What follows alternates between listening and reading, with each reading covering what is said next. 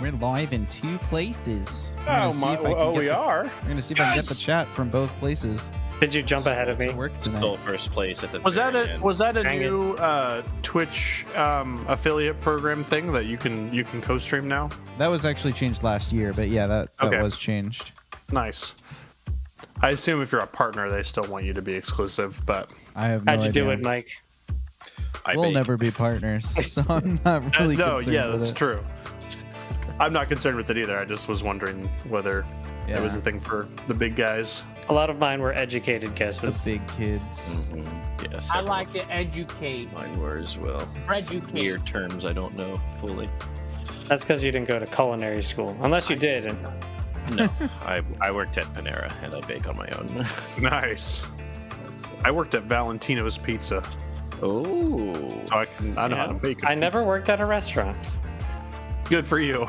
Yeah, You doesn't lucked look like out. a good experience Yeah, it's not. unless you actually want to be a chef and like work your way up. Then I mean, even then, it's like working at a fast food place is not gonna gonna give you the right experience.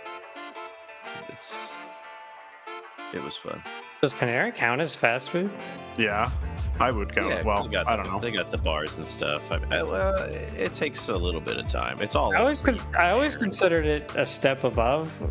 Generally, I consider like fast food anything with a like if it doesn't have a drive-through, then I wouldn't necessarily. Panera has a drive. Panera does have a They drive-through. do? Oh, I didn't Yeah. know that. Yep. That's part of why I would categorize it as fast food, actually. The Panera right near my It's- house just went out of business. Oh man, Oh, did it? Yeah. not enough film productions happening right next to your house, because that's the go-to lunch spot for film productions, at least in my experience. When they're Has right something taken over yet? No, they've just said like they're closing. I think this Friday or next Friday. Oh, Dang. dang. I mean, I don't hardly ever eat there, and they were kind of a like. They were, shall we say, not the most shining example of that austere chain. Yeah. But Little rundown. That's fair. That's very fair. yeah, they were running around always looking down. Oh, I think it's interesting that like Panera and like a lot like McDonald's, Taco Bell, a lot of fast food restaurants have like pivoted their design philosophy for their buildings to be just like gray and square. Minimalistic. It is ugly. I agree.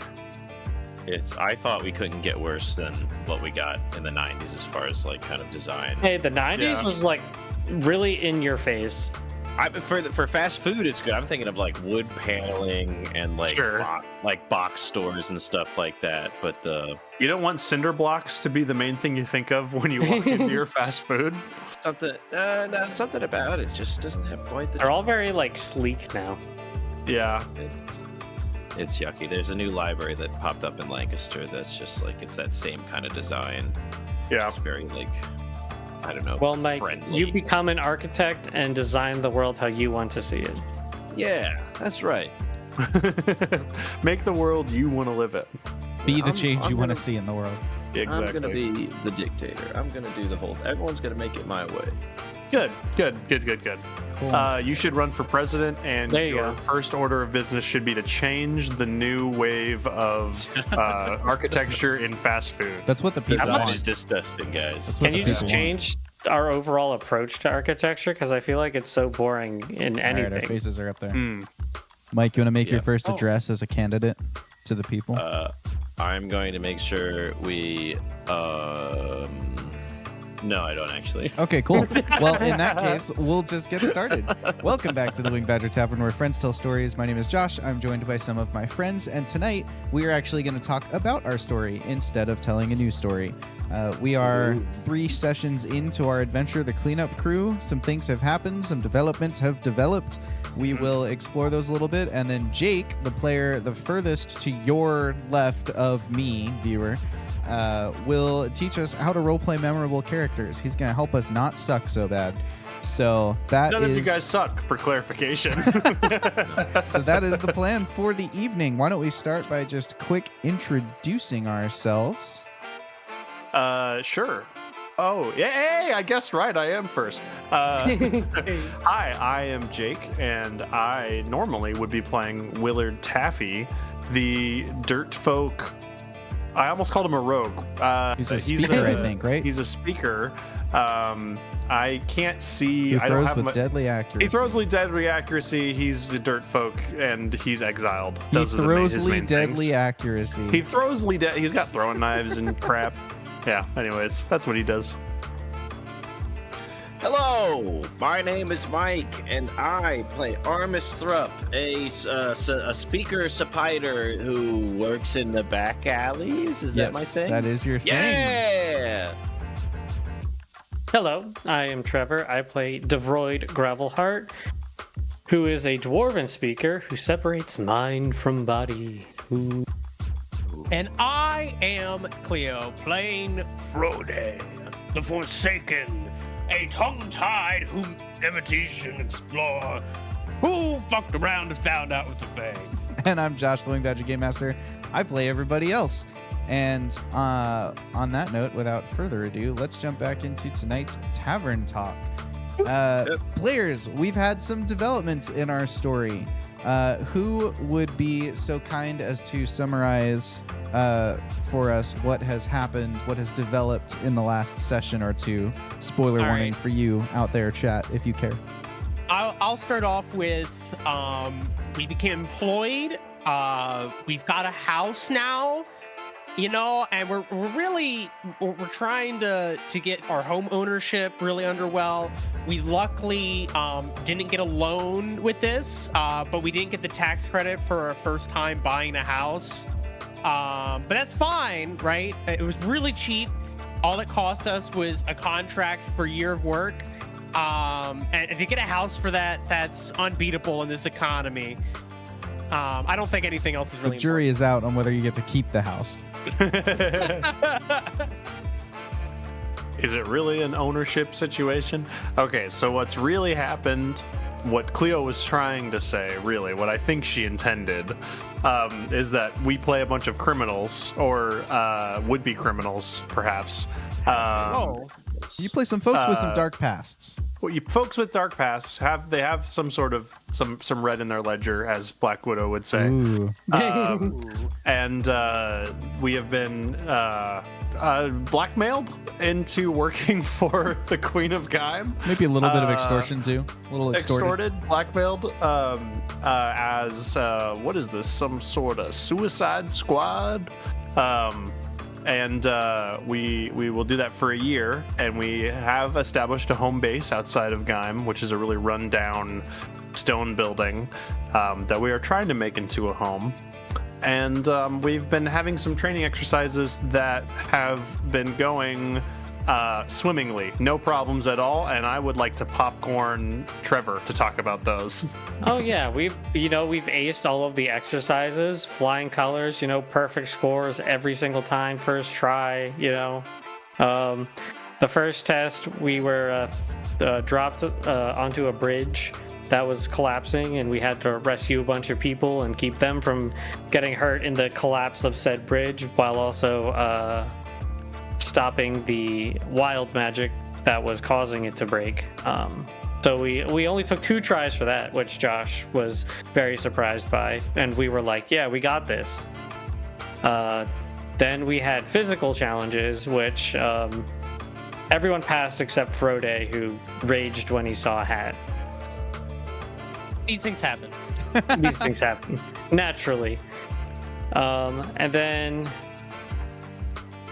we had one where we were in a banquet hall with fire rats, and that one took us a while because the wild magic was actually outside the room we were dropped in, and it just took us a while to figure that out. And we were supposed to have another one, but then we went to the circus instead. And who better to tell us about the Spider Circus than Mike? It was incredible! Before we got to the circus, there's a big old fireplace that's magical that I made fun of someone for, and then we made up. And then they walked into a lake that was like covered in fog. And then we also had to make up a little bit again because I was grumpy about that. Then they rolled down a hill, and we bought tickets to the circus as a definitely good decision that we didn't need to consult everyone about. And it's a spider circus. It's run by my folks, and there's tumblers and there's games. Our little old mole friend was a little begrudgingly hanging around, and then he played a little game and nailed it by throwing some knives. Our police friend was overwhelmed by too many people. And our rock friend spent way too long talking to a unicorn. I didn't talk back, by the way. Didn't talk back. Did not talk back. We were in a little chill out tent. There was someone from Willard's past that we got to dodge, and then we went to the big old tent and we saw a very big show. I can't remember everything that was in there, but there was like jugglers and animals, and then there was screaming and people had to leave.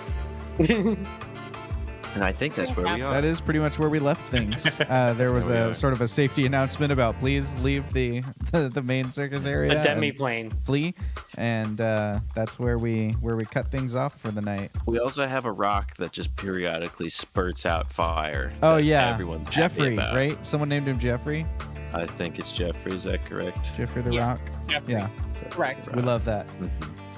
So we've had some time now to get to know these characters and also to see them go through a few things together. Let's talk. Who should we talk about first? Should we talk about Willard first, since Jake's on the left? Sure. Yeah. How are we feeling about Willard? Let's, Jake, I want to know from you how you feel about the character, things you maybe have discovered about him as you've played, and then also from the other three of you, just as you've gotten to interact with Willard, like what that has been like, and things I don't know, anything you're taking away from it. What's notable about him? What's cool? What's not cool? I think Willard I think I've established his personality and his surface level traits pretty well at this point.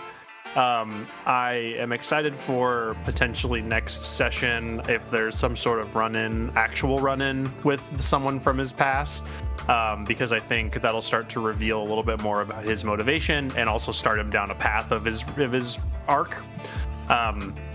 So I'm excited about that prospect, because I think I've in 3 sessions gotten a good feel for like the way he talks, how he would react to certain things, that sort of a thing. But I'm excited to reveal more and also to discover more too, because I think, as I maybe will discuss later this session, there is a cool side of like kind of discovering things about a character, even though you're the one playing the character as the campaign goes along. I think you have done a really good job of hitting exactly the right amount of focus on Peach Tea for it to be very endearing. Good. Not too much, but not. Yeah. Not. I'll talk about it actually in my thing later. But the Peach Tea started as just like a thing to make and I'll talk about this more later. Having a couple memorable things about your character is really handy as far as just like quick characterization. But then also establishing, even if it's not right away, you kind of come up with like a deeper reason as to why it's that way, and then that like can help you balance the amount to emphasize it, if that makes sense. I'm giving future spoilers, but that's okay. What are some of the rest of our favorite Willard moments from the story so far? Anything that really sticks out? When he said, I'm gonna dig a hole and sleep in the basement, essentially, that was pretty funny. He brings his own basement with him. Yeah. Yep. I will say I do love he always got that like old man technology devil's work kind of feel. I love anytime he grumbles. Yeah. That's been fun. I like having a character that is either nervous or annoyed at things. Those are, I don't know why, but those are the two ways that, like, types of role playing that I like to do. Nice. But I appreciate that. I like anytime he makes his tea. I like our first interaction with him sitting on the hat. I like that he's completely covered head to toe in knives, and he's just this little old mole. He's very good at throwing knives. He's very good at throwing knives. And I was very much curious about who that other little mole person was that had like the little sheriff's badge or whatever it was in the tent that we very luckily dodged and didn't have to interact with. Dodged he by doesn't using know either. basically a giant squishmallow. Yeah, exactly. I don't know what you're talking about. He doesn't know what you're Yeah. talking about. Nothing's happening. No. No. That's fine. What do you feel like was the most challenging thing about like playing Willard in the last couple sessions? It's finding, because I had this idea of like he has his vigilante persona and vigilante voice versus his like old man voice and persona, and like finding the balances of when to show the like serious vigilante side is interesting, especially in this scenario where like we haven't faced real action yet technically, although we're about to, so yeah, that's been interesting. I think I've been trying to like not, once again, similar to the peach tea, not make it like his only thing, like so it's like overwhelming, like, oh, he's the guy who like is one way sometimes and then when it gets serious he's this other way. But like finding the balance there I think has been the most difficult. Yeah, Gotcha. when it feels appropriate to like change the voice and change the way his like body language is and stuff. What about for Frode? Well, last time we talked about Frode, you were concerned that Frode had too much main character energy, and you were planning to take some time to kind of move him out of the party face role. How do you feel like that's going? And just overall, how is Frode? How are things for Frode and the experience? I feel like on one hand, I think Frode's doing well, right? I'm not sure. The one thing I guess I'm a little worried about is the pacing we're going for in the story. So I don't know how much like character development we should be having, right? Like towards like what end, right? Like should I be speeding along this kind of thing, or should I be pacing it out more? Right now I'm feeling like I should be speeding it along. But I'll say I've done a terrible job, I feel like, at removing the main characterism of Frode. I feel like sometimes I do take up just a little too much screen time talking to unicorns. So I'm still trying to work out what's a good balance of like, I want to make sure that Frode is still Frode, but without him being so like, but he is that person. All right, he is gonna go talk to the unicorn. Right. What's been your favorite scene to play as Frode? To play as Frode, I got to say, the intro when he's introducing himself to the other characters, I think, has to be one of my favorites. Only because, like, you know, it's a chance to see a little bit of each side of him, while also at the same time showing off the fact that he's trying to avoid hats. And then there was that whole discussion about the hat that I think was just like a perfect tea, ended greatly. That was a highlight for me too. I love where he's going. I feel like he's got lovable energy, and I'm also just trying to find good moments to have serious energy as well. Sure. Gotcha. Without letting I'm trying to find spotlights for other characters and let them have that spotlight as well. I thought your use of the fireplace as a way to tell a story without telling a story was really cool. I thought that was really interesting. That's been my favorite moment so far. Especially the frustration at the end. Like when you were genuinely upset by like how like Armis being kind of mean to you, but like you didn't fully know what was going on. Just like some crazy little occurrence. I will say that was a really good moment. All by the seat of my pants. I was like, I'm going with it. I gotta make it believable. So I was just like, that's why if you look back, there's pauses where I'm like, brain is turning, and I'm like, I gotta add. Little buffering moments. Yeah, little buffering moments. I don't know. I guess that part didn't stick out to me only because I don't know. I don't remember it. I don't remember what he said because I was very much like, you know, word vomit. That's how improv goes. So. Yeah, you blacked out and became Frode. I don't know what you're talking about. Yeah, that's just being in character. Yeah. But I have a lot of fun with them. Frode wouldn't remember, so neither do you. There you go. It's method acting. What about for Armis? how's the experience of playing Armis been? Do you feel like he's turning out how you imagined him? You know, maybe any challenges you've experienced, kind of bringing that character to life? He's really fun. I feel like I haven't had a consistent voice for him. I feel like he had, for me, some of the best and most energy in the first episode when we were introducing everybody. It was a lot easier for me to get into the zone of like that kind of big entertainer energy, but now it's like we're trying to do more serious things and he can't, like, he's not in a bar just telling stories anymore. Like, we're trying to get shit done. So I think he's making the stories he'll tell in a bar in the future. Yes indeed. But he's been super fun. I enjoy that now he has webs. The belly button is an interesting choice. The navel. The navel webs. Where they all come from. Where they all come from. The navel webs for a descendant of a naval spider. Yes. It's he's been cool. It's a naval discovery. What was I gonna say? What's been tough? I feel like I don't know. I have like the basic ideas of like his backstory, but I feel like I haven't like fully flushed out enough for me to like, because we have a lot of moments where we're not fully divulging secrets, and that has been frustrating for me just because like I like telling stories.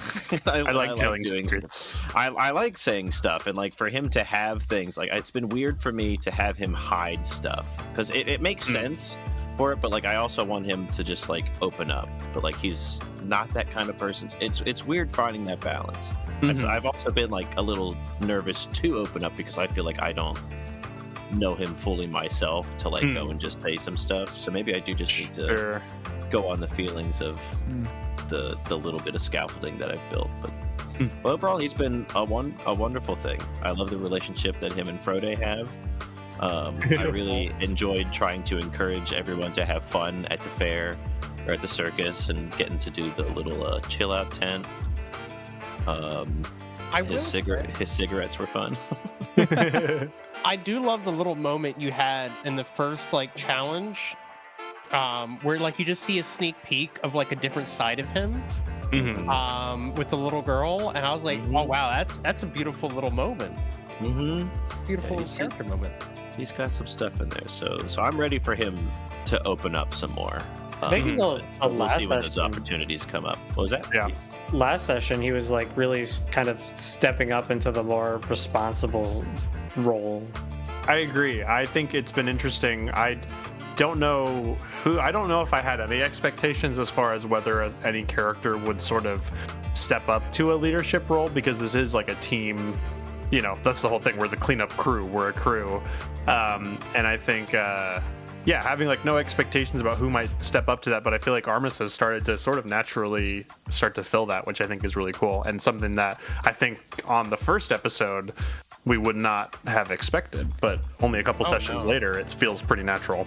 Just stealing drinks and shit. And goofing up with the like, it's because he's like between the three of us, he's the only one who will really connect with Frode in a meaningful way, and so Armis can act as sort of the bridge between the two of us, the mediator. There is a version of this where, like, you know, I think I would quite happily watch a little chibi kids version that was just like Frode and Armis's day out, you know, like just a bunch of beach episodes of the two of them. I'd be like so in. That's awesome. I would love that. What were you gonna say, Mike? I cut you off. It was I don't remember. It's that the relationship's been fun with everybody. I think he has been like, he does have a little bit more grace than the begrudging old man and the stern cop. And like being the diplomat, he's just, you know, used to doing that kind of stuff. Yeah, that's fair. But, like, but Frode and him just vibe. Yeah, I think actually you say, I forget sometimes that he is an ex-diplomat, and actually I think you've shown that, especially in the last episode, the previous episode, really well. Like he's kind of falling back into, at least that's what it feels like, he's sort of falling back into his old shoes a little bit. He's for the trying necessity of to- the situation. Yeah, he's trying to keep things together. I think a part of that is also me as an improviser. I just try to keep things moving. Yeah. But it is like him. I do want him to be able to connect with everybody, or at least try, which is like Yeah. a big challenge for me as a very introverted person to try and portray that kind of energy. Sure. Yeah. So It's been really Uh, fun to watch this, which it sounds like maybe it's just kind of a subconscious, but him kind of stepping into this leadership role, because we had a character in our last adventure who went through a similar journey, and so it's cool watching the same journey, but it's vastly different. Like the way yeah. that Owlin stepped into a leadership role is just so different than the way that Armis is kind of taking over that like party face or party leader role. And to be fair, Jeb was the party leader early in that campaign. It's just that Owlin had like a long arc after Jeb got separated from the rest of the party to kind of That's true. fulfill that again. But yeah. What about DeVroy? Oh, You're good. I segued too soon. It's okay. I'm just like It's all right. up there on a segue. I just wanted to say, I just really liked how, we each are basically lone wolves coming together, and I think Armis did a really good job of like trying, realizing like he's the only one who connects us, and trying to wrangle these wild wolves together. Yeah. There's a thing in story structure for like screenplays and movies and books and stuff where when the team is first assembled, the team has to be given a particular thing to work on and then go and suck at it in order to demonstrate in a shorter form that they've then grown when they do it. And Yeah. I don't know if you guys did it on purpose or not, but the way that you had this heart-to-heart about teamwork, and then immediately everybody was like, oh, there's some kind of arcane incident, I'm going in. And everyone just like went in and did their own thing, was such an interesting way to watch the consequence, and you're like getting in each other's way. Willard's like swimming through and almost gets stepped on. And Yeah. it just was really interesting to like, oh it yeah, was like very frustrating to watch Frode just march right in. It's like, what are we doing? 3 minutes later. What was our code word again? Thunk. Thunk. Thunk. Thunk. I think I Right. did write it down. Yeah. It's in the notes. DeVroyd's got good, it. Good. Yeah, DeVroyd's got it somewhere.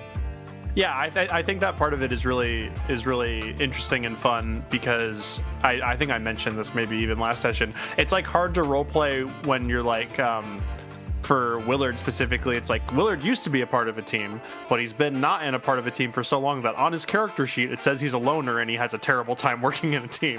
And so he's like, we need to work as a team, guys. I know in my head that we should work as a team. And then once action comes to it, it's like, oh no. Yeah. Let's talk about DeVroyd Gravelheart. Trevor, talk to us Yeah. about how you feel the experience of playing him, maybe challenges you feel like you're hitting or things that are highlights for you.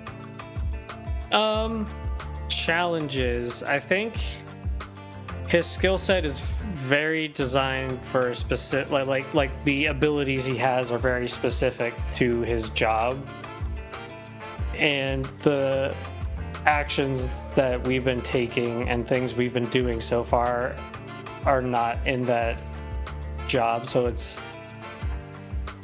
a little bit harder to like get him into the action for like the events and stuff. He investigates, right? That's like his main skill set. Yeah, he investigates. He's very much a sleuther. He can infiltrate like secret organizations very well, gather intel. So he's like a really good scout, or like His focus is separates mind from body, so there's some Yeah. stuff there too as far as like just cool abilities and things that help him detect. I wonder if that means that like there's maybe an opening there to be a little more creative in how Yeah. he or the group as a whole are approaching circumstances. Like maybe there's a version of appearing in the room with the rats where everyone exclusively keeps people calm and he works on figuring out what's the actual source of this problem, or stuff like Yeah. that. like his abilities definitely would have helped in the rat thing. We just didn't play that one out. True. Or at least more than once we didn't. Yeah, You didn't let him shine, Josh. That's fine. I think we all would have gone mad if we had to play that 12 times. True. Oh yeah. I was like, I think they probably want varied experiences, not the repetitive training experience of doing the same thing. So Yeah. made that call, But, but maybe. It and was then there. when we came to the lake, like I was just thinking about it, like he grew up in this mountain city where he was solely focused on his job in the police, where there isn't water. So like he probably like it just made sense for him to just not have learned to swim. Yeah, that Can I- definitely tracks. Add a brain blast moment I had as Yeah. we started talking. I just thought of the perfect thing we could do with Gravelheart. What if we had like a mini session, right? Where like he gives me the LA Noir type of like characterization in my head, right? What if we just had like little excerpts from like the sessions that have happened over time, like key moments, like the rat part, puzzle and the lake moment and stuff, and it's just the background noise of us like freaking out and doing stuff, and then it's just him and he's doing his monologue in his head that we don't hear.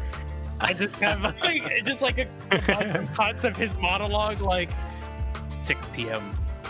The lake's mists have gathered, and you just hear us in the background like, I'm going in.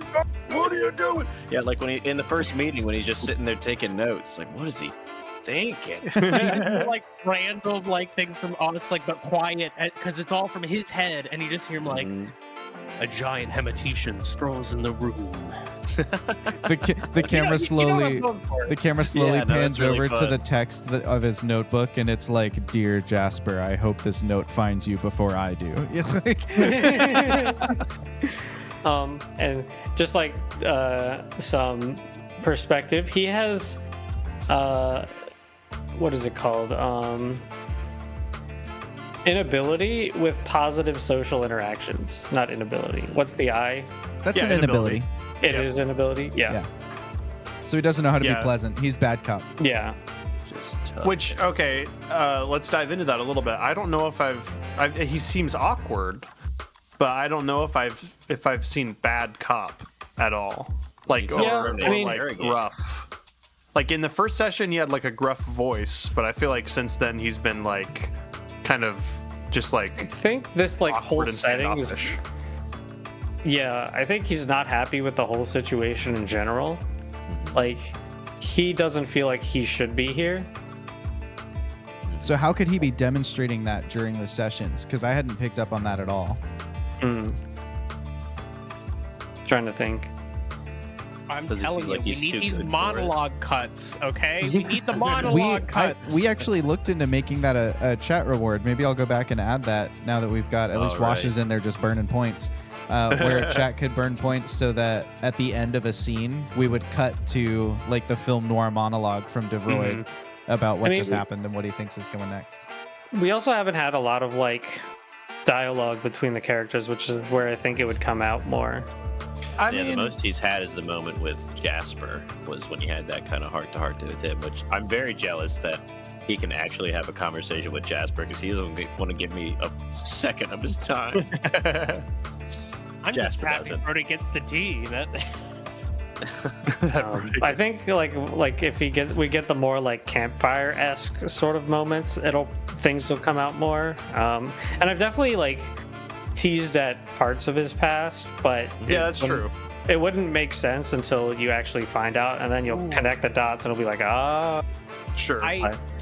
I don't know if this is something I should say to you privately or like right now, but I just thought of a really good way to get across his characterization. To kind of like, I don't know. You Can should I- probably either say it or write it in a message now just so you don't forget. That's true. yeah. I was thinking like, what if he had a breaking point? Right, he's been silent for so long. Just screams at us. Yeah. Just like I mean, something maybe. breaks. Yeah. That And makes Not a sense. bad idea. It does. Like he's been very unhappy with what's happened, right, and how things are being handled. And Yeah, his and- team. Like with the training exercises, it feels like he's back in basic at the police academy, which was not fond memories for him. Don't worry, I can. Me and you, since we live together, we'll work it out. I'll get you to learn how to yell expressively and like There you go. convincingly, and it'll be great. I We'll really also want the have to see- YouTube short of yelling practice with Cleo. We'll also have to see how this next event goes, I guess. Yeah. Yeah, and maybe this is just something to be keeping in the forefront of your mind at the next event. Like, Yeah. you know, okay, if this is an element of the character that's important to me, like, how do I make sure I demonstrate that at the table? Yeah, Yeah, for sure. definitely. It's been 3 real life sessions in addition to our kind of mini adventure there. How are we feeling about the cypher system, and maybe as players especially, how do you feel like the system is interacting with your character? I think we've only had a few opportunities for the cypher system mechanics to really like be in the forefront. Like, I feel like we were thinking a lot mechanically at the end of the first session with the bridge exercise, and I think like and the in the second session with the rats. I think last session we weren't really thinking about mechanics all that much because it was mostly role play. But my experience has overall been positive. Like, I don't know if I have any like specific critiques yet, or like anything that I'm like, oh man, I really wish this was different. Because I feel like for the style of story we want to tell, it seems like it fits really well. I really like the party and character arc system. I feel like that's something that is worth porting into other, you know, role-playing systems. You know, even if it's like in the future, if it's like, we don't want to play cypher system anymore.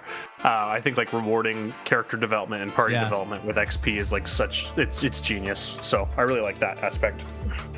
Yeah, I like the advancement system more, where like I know they have XP, but every campaign I've played in, no one ever tracked it. So there was never like you're on the brink of leveling up versus not. And like, I know that it's done so like people don't just do things to level for the express purposes of leveling up. But it's nice being able to see the progression and like know that you're X amount of points away. And the way to get points is by just being in character, you know, and doing the things in game. So it's not a disincentive to work towards gaining XP in this system. Yeah. Yeah, I dig it a lot. I'm Go ahead, slowly. Thank you. I'm slowly getting more comfy with using the little stuff. I was trying to be more liberal with being ready to jump on and use a cypher. Like, I was gonna use the shockwave or whatever to take out the fish, but then I got to use my points to have belly button lint, belly button webs, and I need to. I'm fully maxed out on XP, and I need to spend like crazy right now. But it's been very fun. Come back to the next session. Mike is tier 4. He's just like, Yeah. 10 more arms. Hey guys. Every tier he gets a new arm. Just one though, not a pair. Just one. Yeah, Yeah. not a Single pair, but arm. not- Just one. Yeah. and they grow out like spines on his back. Oh, that's lovely. Oh, yuck. Little Cleo, hand what fins. were you gonna say, Cleo? I really like how the advancement system, one of the things I think, and part of the main reason why I think perhaps in D&D it's not usually tracked too hard, at least with the groups I play D&D with when it comes to XP, is because it's usually built around like killing things, right? Yeah. And while there's, I guarantee you, many that homebrew like narrative XP as well, it's usually kind of like behind doors, and it's kind of hard to like attribute a random amount of XP, especially how the XP system works with D&D. Like, oh, how much is this narrative point worth? Like 250, 10, I don't know. With this, Yeah. very clear cut and concise, but also free form, right? Like, it's all about, you know, building the character. That's what the XP is all about, is character moments. And I love that. It makes it much more engaging for the character. It rewards the role play, right? Whereas D&D is very mechanic and almost like can be played very like mechanically and robotically. The cypher system, I think, rewards the one thing I love about D&D, which was the role play. and it's all about the role play. That is the structure. That is the mechanics. So I'll say I have a lot of fun with that. I am still trying to get used to how to problem solve with what I feel like feels a bit more, I don't want to say dumbed down, but simplified when it comes to like problems, right? Yeah. It definitely takes a lot of out of the box thinking to come up with advantages that help you with skill checks. I had a really good idea for last session if Mike wasn't able to catch the fish. What was that? So I was going to use an XP since we were on a lake to say that I guess it would be 1 or 2 that like someone had left like an old fishing net on the bank. That'd be one. And he would toss it into the river for them to use. Yeah, that's a Nice. great idea. Yeah, stuff like that. I think Cleo is correct. It requires more out of the box thinking, but I think that is a good thing because I think sometimes D&D easily falls into just like, oh, this thing, I'll use this skill. Like, you know, it's just like like a problem solution as opposed to problem, creativity, interesting solution. And I think we're all also just so familiar with D&D. We have we just know what things are possible, relatively speaking. I feel like it keeps me, at least me personally, I feel more immersed in the story by the way that skill tasks are attempted, because I'm not thinking in terms of what's on the character sheet. I'm thinking in terms of what's in the room, which like as an improv moment means that I'm much more focused on like the scene we're building together. And so I'm looking for things like, what did Frode say he saw on that side of the lake? Was there a stone I can throw? And so it keeps me much more engaged in the moment we're building versus in D&D. I feel like there's this habit of like, it doesn't matter what room I'm in because I have these 12 tools in my arsenal, you know, these skills I'm proficient in. And so I'm going to slap one on and roll, and it doesn't matter what the character did. Like investigation in D&D covers so many different options. Like you could be moving things out of the way, or you could be giving a bunch of different potions the sniff test, or, you know, whatever it means, but you don't think about it or really hear it at the table. It's just like, oh, I investigate. And then if I roll high enough, I do it. And so I feel like, I don't know, I like this more from just for me, like keeping myself in the scene. I feel like it's helpful. Sure. Also, like with the way tasks are defined, it's like, how difficult is this said task? And you're not like comparing it to what the players can do. Yeah. Sure. And then, yeah. I like the out of box thinking. I agree with Josh that it keeps you more focused. It keeps me more focused during combat and during things when it's not just like, all right, well, I'm a rogue, so I'm gonna. Where am I? I don't know. All you can do is sneak attack, like that. Flank, sneak attack. Flank, sneak attack. For this, If you're not, I don't know. I'm thinking of like, how can I give myself advantages? How can I find things that not have to use effort? And you know, it just feels more story building rather than combat. How do we feel about, I'm going to move us from the cypher system now to the story we're telling. There's a concept called stars and wishes that is a common way of getting feedback from players that basically is saying, what are the things that I love that we should keep doing about the game, and what are things that I would love to get to do in the future? So it's not necessarily like you don't need to have the pressure of saying, Josh, I don't feel bad about blah, but you can just say like, oh, but it'd be cool to have the opportunity to whatever. Like maybe you want more exploration scenes, or, you know, whatever the thing might look like. What would you feel like would be some of your stars and or wishes for the story we're telling? I will say, I just thought of the most like negative way I could take that, in the sense of just like, well, I think a star is, I really like the system, and I think a wish is if somebody else DM'd it. Like that week you all were like, let's talk about how we're better GMs than Josh. Oh, like, man. We've never done that. We've never done that ever. never happened. I really I don't appreciated Mike sticking up for me in that moment. Mike had nothing bad to say. That was really sweet of him to just, Yeah. Mike hasn't been in your D&D group for nearly as long. I would say, I think I really like when this totally dysfunctional group goes out in public. That stuff is really fun. So I think I really enjoy that aspect of it, of like when we're put in a situation where we're in clubs and mugs, or in, at the circus, like having to like we're all these crazy kooky characters, and we're all trying to like either blend in or get something done in this public space, and it just ends up being fun. I think a wish that I have, and I think that this is just going to naturally come, it's not like a problem that we're encountering right now. I just am excited, especially after 3 sessions, to like see what the like real plot hook is as to like what this team is going to be trying to accomplish once we're out of the training phase. Yeah, like what's the threat we're facing. I'm really interested to see that, and I'm sure maybe even as soon as next session we'll get to see a taste of that. But Josh's little like I don't know how much more training we have, but I don't think it'll end next session. I guess that's true.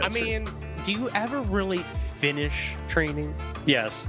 Well, would you rather play out the training in greater detail for the character development opportunities, or would you rather skip to the next phase of the story, and get to it would just mean there's some parts that we're going to have to narrative away, which is fine. We can, and I can sometimes I'll do scenes like that. I did this more in the last adventure, where like sometimes months would go by where it's just like, okay, in the past months, what has your common argument with each other been, or whatever. Like, we can do that, but like, which would you prefer? Maybe we need to sit in this stage for a little bit longer, but I don't know if we need to sit in this stage longer than 1 or 2 more sessions. Yeah, I mean, we're a quarter of the way through our sessions for this story's plan, because we're aiming for 10 to 12. That would be my feeling. I'm given the impression, right? This is the kind of story where like we don't. By the end of it, right, we might solve the problem. We might do the big bad, justice or something. But it gives me the impression that we never fully figure out our teamwork or something, right? Like, we're just that dysfunctional, and we just figure out how to be dysfunctionally good rather than functionally good, if that makes sense. We're the Guardians of the freaking Galaxy. That's, yeah. They don't figure out how to be functional until the 3rd movie. Like, they still do awesome and good things. Yeah. And so I'm ready for. I have something in my sleeve that I've been waiting a few sessions now to happen. Which is wild, because you just burned your shirt off. I just, something up my metaphorical sleeve that I'm just waiting for it to happen, because I think it'll be funny. But what about from Mike or Trevor? Any stars or wishes over there? I've just been enjoying all of it so far. That's a very nothing answer, it feels, but I feel like after this next the circus thing, with our first real encounter with like actual stakes with people, I think I'll have a little bit more to say of where I kind of wish it would go. I hope to make Jasper proud, but I've got a feeling he's not gonna like me no matter what I do. So, but yeah, I want to have an opportunity to be able to just like fully open up and like meet the people from my old life again. But like, it's all the things I feel like I might wish for are things that I feel like are already in the pipeline. I wonder if we need to force a confrontation between Jasper and Armis. Maybe it's just like, what's your problem with me? Yeah, I know I messed up. Please. Yeah, some kind of scene like that. All the other knights are disrespecting the hell out of you. Why are you taking it out on me? The I'm not mad, I'm disappointed in you, son. Yeah. Oh God, it's gonna kill him. What about for you, Trevor? Stars, wishes, things you wish you had the opportunity to do, stuff you love. I just really love like the player dynamics. I think it's great, and I'm enjoying like the in-game interactions that everyone else is having. Like, I think it's just so entertaining for me personally. So like, I'll like be caught up just listening and like just Frode negotiating was so funny for me. God. In the last campaign, your character was the one who had trouble Yes. negotiating, so now you get to witness someone else.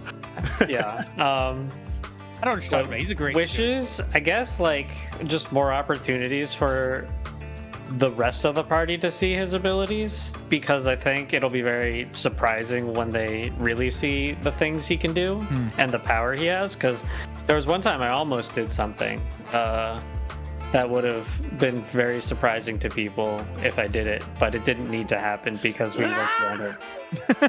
I want to know. I know you do. My Can only you wish is I just show want to know me? I just want to know everyone's secrets. I'm tired of waiting. This man made it 3 weeks. It's like I can't take it. I can't. You'll Just start- talk. I really get the feeling that Willard's secrets will come out soon, so But don't worry about that. I know it's all coming. If the number thing didn't work out, there was something he could have done to mitigate that. And he actually has a counter to Frode's hat rage if it ever needs to happen. Oh, Willard would appreciate that because he would like to go back to wearing his hat. That It's he not. loves. It's not permanent. It's a Oh. very temporary. The Like if he- counter is like a well-placed frying pan to the face. I think Josh can figure it out if he doesn't know it already.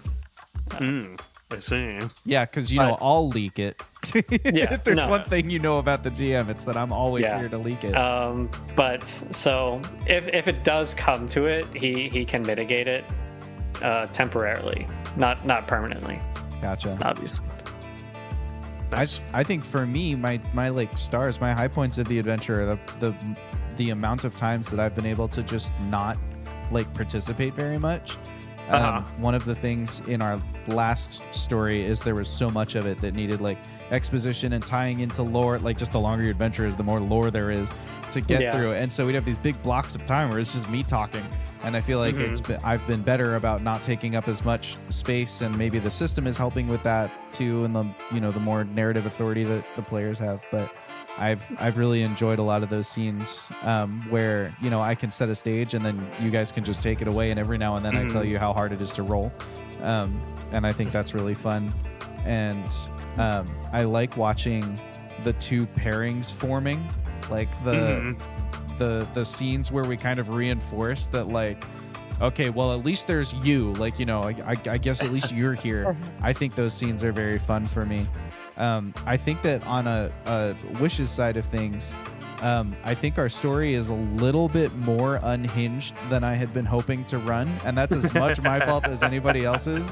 But like, we have huge murder hobo energy right now, and I would love to run a story that's a little bit more focused on being a good story. And less focused on creating a bunch of great retelling mini stories like that time that when that band camp moment. So that's something that I've been trying to really focus on as I think about the next story or the next session, and like pulling us back in is just kind of trying to steer the tone into a more somber and developable place, I guess. Yeah. I personally think right now we are like on par for that. Right? Like, in my head, I think we're in that like story beat where, it's the funny, All the stuff for the funny trailer. characters. Yeah. Like everything before Mulan, before they see the battlefield. Yeah. Yeah, right? It's the funny little moments. It's isn't this so funny? It's great. Look at this kooky characters. And then we haven't, gotten to the point where, there's blood on the floor, somebody's crying in the corner. Right. Yeah, there's an argument happening, and somebody else is 1,000 yards staring. Like, we haven't gotten to that point yet, and that's fine. Yeah, I agree. We're going to. That would be that's what I was thinking too, or maybe my justification for the murder hobo energy maybe is my hope would be that this is a group that starts as murder hobos and then intentionally develops into like a serious team with serious goals. And Yeah. Sorry. No, you're fine. I was just gonna say, and also like that's not to say that what we're doing right now is bad. First and foremost, my goal is to make sure that all the players are having fun, and I don't think anyone could look at our past sessions and say they're not having fun. So, that's mission accomplished. That's just something I'd love to see in the future. Which is actually a pretty good segue, Jake, who is saying, I think we're gonna intentionally develop our characters into that place. Jake, why don't you tell us how to roleplay memorable characters? How can we develop those? That's a great segue into the name of this presentation, which is how to roleplay a memorable character. Whoa, I didn't see that. With the subtitle of, or at least what I tried to do. And as you can see, the background, I know a few of you guys have played Baldur's Gate 3. I have Baldur's Gate 3 characters, specifically NPCs in the background, because I think that is a video game that came out very recently that did a really good job of putting really memorable characters that develop throughout the game into the story. So Josh, we can move to the next slide. I know we're not playing D&D 5e, but if I had to venture a guess, I think most of our past experiences were formed in a lot of D&D 5e. And so when you're thinking about creating and playing an RPG character, what I often first think about is the D&D 5e roleplay framework is what I call it, but it's this idea of your character has an alignment, lawful good, chaotic evil, true neutral, that whole grid. Your character has ideals, things that they want, things that they're working towards, things that are positive attributes. They have bonds, things they're attached to, and they have flaws, negative attributes about them. And it is totally fine. I think that it's cool that D&D, even though role-playing is maybe not the forefront of every D&D campaign, I think it's cool and great that they have these little things to get every player who's creating a character to think about what that character should be like when they're in character-focused scenarios as opposed to things involving their abilities in combat and things like that. We can move to the next slide. But it's also not how my brain works, at all. I kind of hate putting the things about my character into these categories. Because I think they're worded in a way that's confusing. What's the difference between a bond and a flaw? Sometimes they overlap. And so, it takes some mental gymnastics for me to translate those things into what my character's gonna do in a situation, if that makes sense. So, if we move to the next slide, in literature and media, so books, movies, shows, anything that is storytelling, that's art, I was taught to think about characters in the context of desires, conflicts, internal and external conflicts, which we'll get into, and also mannerisms. These are three really simple things. There's so many other attributes that go into a character in any context, but these, I think, are the three most essential things that stick out to me and are important for what a character would do, or what a character is like.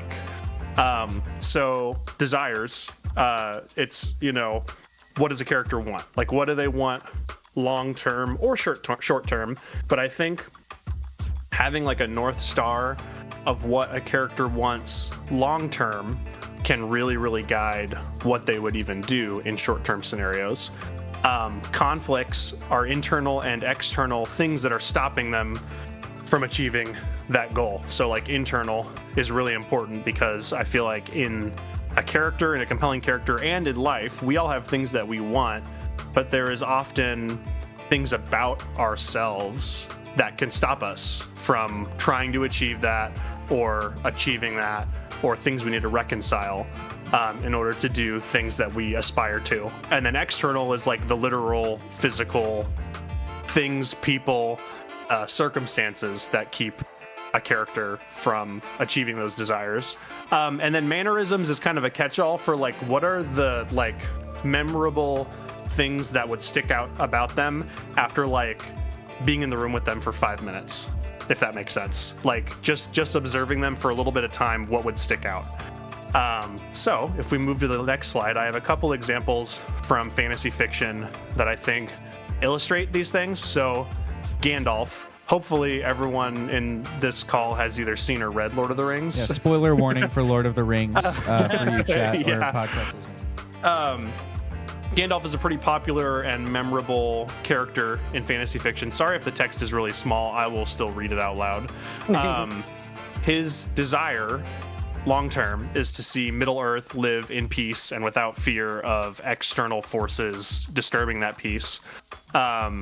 His conflicts, external, Sauron is literally his external conflict. Sauron wants to subjugate Middle-earth, and Gandalf must stop him. His internal conflict, I think this is shown better. It's shown in the movies and in the books, I would say, is he has this conflict over, is it right to task others, especially people who are very innocent and have done nothing to like deserve to be punished for what's happening, to carry that burden of saving Middle-earth. Like Gandalf can't do it on his own, and he's asking these people who are very innocent and very naive to help him, and he feels conflicted about that. Some mannerisms that make him stand out are he smokes his pipe profusely when he doesn't know what to do and he's stressed. And he also chooses his words and actions very carefully. But when it's time to make action, he just goes. You know, he's not one to dilly dally. So those are some things about Gandalf. Cleo has a hand up. I didn't see that. Sorry, go ahead. It's okay. I just wanted to add, I think it's highly irresponsible of Gandalf to entrust a couple of hobbits who are just, dancing, eating, having fun with, and crossing an entire continent to throw a ring that has been known to corrupt the souls of all the races, and be like, you got it. Go toss that into a fire on the other side of the continent. I gotta go. You got this. I'll be there. If we want to dive into a little bit of a tangent of the themes of Lord of the Rings, I could tell you that that's kind of the point. That he okay. Anyways, we don't have to go there right now. We can go to the next slide, Josh. This is not a Lord of the Rings stream. This is not a Lord of the Rings based stream, although I could totally host one of those and we could talk about it for a long time. Jack Sparrow, I feel like, is another really memorable character in fantasy fiction, and I think, as opposed to Gandalf, Jack Sparrow is most remembered for his mannerisms, but I think his desire and his conflicts are still interesting, and I think even though people may remember him on the surface for his mannerisms, I think those things that go deeper also make him very memorable. So I'll start with his mannerisms this time. He's constantly like talks and behaves as if he were drunk. Like he's doing the body language, he's doing the voice. Johnny Depp is hamming it up for this character, but it works really well. And then also he always has a plan, even though he never appears to have a plan. Like he doesn't seem like he knows how to get away. Like he's always backed into a corner, but he always knows exactly how to escape. Very slippery. He's very slippery, and those mannerisms almost disguise the fact that he's very slippery. But things that go deeper, like his desire and his conflicts, his desire is to basically be immortal and forever be a pirate. Like he wants to be the captain of the Black Pearl and live out the rest of his days, potentially the rest of everyone's days, being the captain of the Black Pearl. Drinking and singing and pirating. His conflicts, though, external, someone is always standing in his way, whether it's Barbossa or the deal he made with Davy Jones or Lord Beckett, who's trying to exterminate all the pirates. Like someone is always in the way of him achieving that dream. And his internal conflict is that it would often be easier to sacrifice his crewmates or his friends to achieve that dream of being the captain forever. But is it worth doing that? Does he actually care about them enough to not sacrifice them and try to achieve that dream the hard way? So I think that that's like two different examples. One of like a character that is memorable kind of more because of his internal conflicts and his desires, and then another one who is more memorable for his mannerisms, but both have those surface level things and those deeper level things that make them feel well-rounded. Yes, Cleo. I just gotta say, I love the particular image you have chosen for Thank him. you. That's a great moment. I have the Blu-rays for both Lord of the Rings and Pirates of the Caribbean, and I Movie night. watched them both now after making this presentation. Audio listeners, I just want to say it true. is him just running. I believe, I don't even know if I've the seen cannibal this scene. one. Yeah, Yeah, this is from the second movie. He's on a cannibal island and he is running away after they're He's about telling to eat them to him. get They the wanna eat ship him. going. Yep. So yeah, that's Jack Sparrow, and if we can move to the next slide. This slide is about Willard Taffy, but the characters in the background are from the movie Tombstone, and these characters' vibe in that movie is what inspired Willard Taffy. That's why I have Hell yeah. them in the background. It's a great Western with a great cast as well. Kurt Russell, Val Kilmer, Bill Paxton, great cast. Powerful Anyways. hats and mustaches on Exactly. right now. Exactly. So Willard Taffy, as an example of one of our cleanup crew characters, his desires are to, and this is getting a little bit into like his backstory spoiler territory, but I am putting myself out there to illustrate an example of how this can guide role playing. And I do not expect you guys to put yourself as far out there, but I would love, after this slide, we'll talk about how this can apply to your guys' characters. But Willard Taffy, his desires are to stop enough criminals to atone for his wrong in Tumbleweb, and to learn how to forgive himself for his wrong in Tumbleweb. His conflicts, external, he must work in this cleanup crew for a year in order to end his exile from Tumbleweb. Internal, he must let go of his fear of artificery and magic in order to start the process of forgiving himself and to even be an effective teammate in this team. His mannerisms, he has a few mannerisms, I only listed 2, but him swapping between his doddering old-timer persona and his ruthless vigilante persona when he's backed into a corner. And he brews peach tea as a recentering exercise to keep him some small form of routine from his old life as a sheriff. So those are those 3 different things, but having those on the forefront of my mind, in my opinion, helps me be able to like sort of make decisions in character as Willard Taffy, because those are like my guideposts for like, all right, what would he do? Is this consistent with his desires? Is this like working towards resolving his conflicts? And the mannerisms are good to keep in mind and to keep consistent. Not overdoing, but good just to add like that flavor to the character, basically. We can move to the next slide Can I ask if you want. Can I ask a question first? Yeah. So, in my experience, I feel like you've almost quantified like the levels of quality of roleplay, where like I Okay. feel like a beginner or a newer role player is usually pretty good at just doing a mannerism. And then someone who's a little bit more experienced in the game can do a mannerism and be single focused on a desire. And then someone who's really experienced or has spent a lot of time role playing can then start to incorporate the conflicts of their character into their decision making. How do you, like, I guess maybe can you take me through all 3 stages of how you let those influence your role play in a situation? Or maybe can you give an example of a situation where all 3 of them were at play for Willard and how each of them influenced what you did? Sure.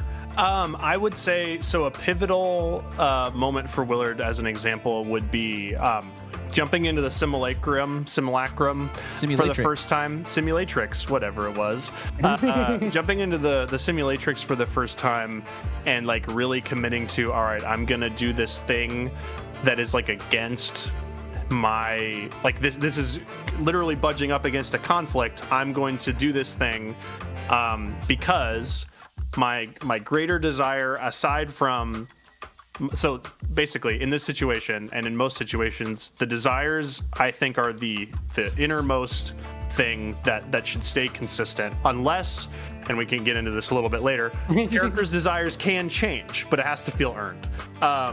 But his main desire, change them every session. You can't change them every session. You can't change them even, in my opinion, like more than once or twice in a campaign, depending on how long the campaign is. Yeah. But your desire is the ultimate guidepost for me. So his desire is to learn, like to atone for his wrong in Tumbleweb and to learn how to forgive himself. And so atoning for his wrong in Tumbleweb, joining this team is the fastest way to do that, because it's like he's been promised your exile will be ended if you do this thing, and this thing is for the greater good, essentially. It's because he wants to do enough good to be able to go back to his hometown where he really messed up and still live his life there. So that's core number one. The jumping into the simulatrix is one of his conflicts because he hates interacting with technology and with magic. Like, those are things that just like get under his skin, and he's like, ugh.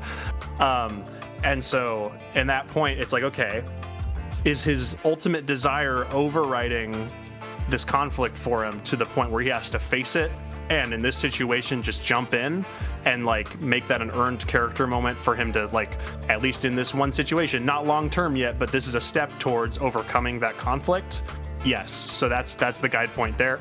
In this case, the mannerism then is that this is a very serious moment where he's overcoming a conflict. He swaps to that vigilante serious persona of like, when he demands the, like, when he says, like, you have to promise that you're going to go through with this. You have to promise, instead of the you have to promise, you know. Yeah.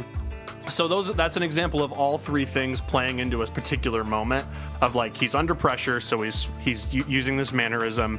His ultimate desire is like being pushed to the point where he has to overcome this conflict.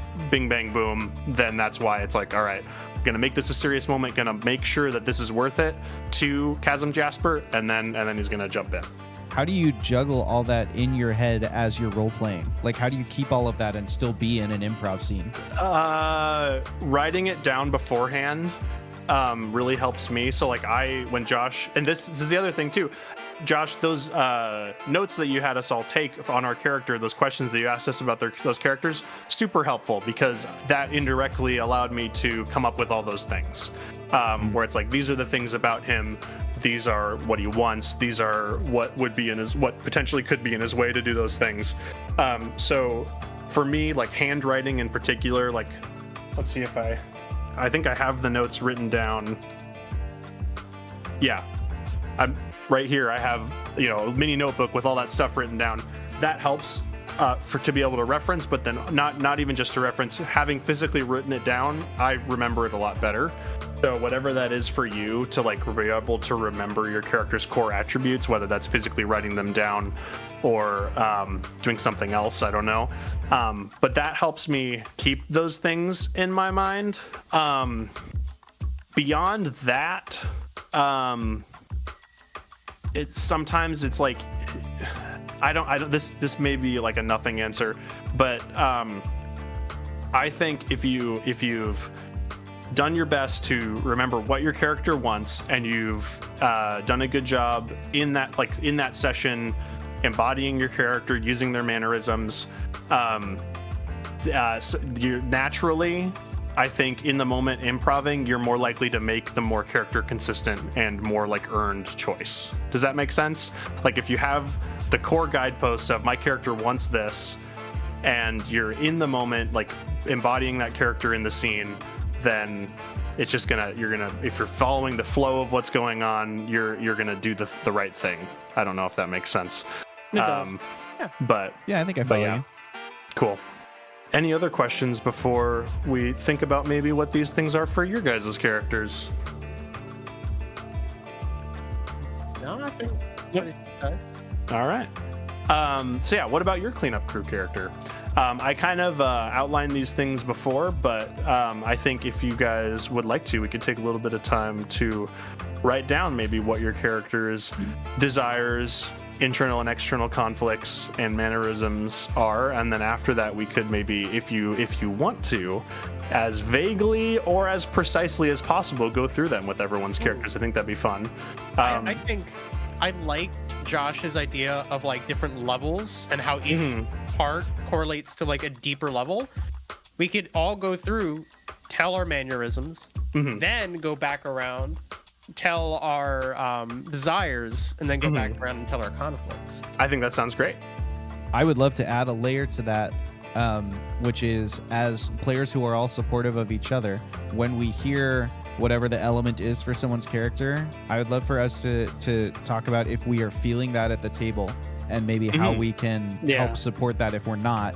What can we do to... We talked in the last adventure about, layups and spikes, where, like, there's a lot of opportunity in improv for us to set someone else up to have a cool moment, and maybe we can try and figure out what are some cool ways that we could set those up too. For sure. I think it's a great idea. And then while you guys are even writing that stuff down for the viewers at home, I'll outline again what the different things are. So desires. These desires should be guiding nearly every decision your character makes. If your character makes choices that don't align with their desires, they start to feel inconsistent and flat. Now, like I said before, desires over the course of a campaign or a story definitely can and will change, or will is an exaggeration, can change. But I think that's generally due to either over time, a character developing in a way where they realize that what they thought they wanted isn't what they actually wanted. That's one way that can change. Or if a pivotal event happens to them that makes them really reprioritize certain things. I think those are two, or they reach it. I think those are like the three main reasons why a character's desires would change in a story. But they should feel earned, and they shouldn't be happening all the time. And then conflicts, internal and external conflicts. These conflicts are what create compelling storytelling opportunities. What does your character need to do to overcome these conflicts? Think about how you can make steps throughout the campaign to overcome them. That, I think, is part of what's really good about the character arcs and party arcs in Cypher system. It really encourages those things built in. Conflicts, I think, putting it in the context of a conflict helps, I think, identify the moments where you will be able to make those character arcs shine, because you're identifying the things that are stopping your character potentially from achieving those arcs. And then mannerisms can be simple and surface level, but this doesn't mean they're unimportant. Try to make sure they're consistent throughout the campaign, but not overplayed to the point of the character being a quote-unquote one-trick pony. I think is the general thought on those. But yeah, just call out once you're done writing down your things for your characters. No rush. I'm doing it for Jasper too, so I'm playing too. I can go. I've already written all three down. Nice. We'll wait to go until everyone's written all three down, so that we can go mannerisms, then desires, then conflicts. I will say, really, I don't know, excited for this campaign, and like I love the character development, and I have to say, watching like all of us grow, even Mike, just like in how we treat our characters and how we've become like just better working together chemistry wise as players. Mike's been just really good fitting right in. Oh yeah. And be an awesome role player and and taking compliments really well. That's Mike's character arc throughout this adventure. Mike's gonna get better at taking compliments. I have to say, just for viewers at home, Mike was slowly, progressively, but surely getting lower and lower and hiding with the camera. But Miss me with that shit. I don't know. I think I really love like some of the layups I'm seeing happen story beat wise in my head. And I'm really excited to see the payoff for those. Even if, I feel like some of them might be like it's just in my head, but we'll see. Nice. Well, have we all written down our stuff? I'm almost done with Jasper, sorry. Oh, you're good. No worries. And for each one, I can start with Willard's again, honestly, to give the little primer.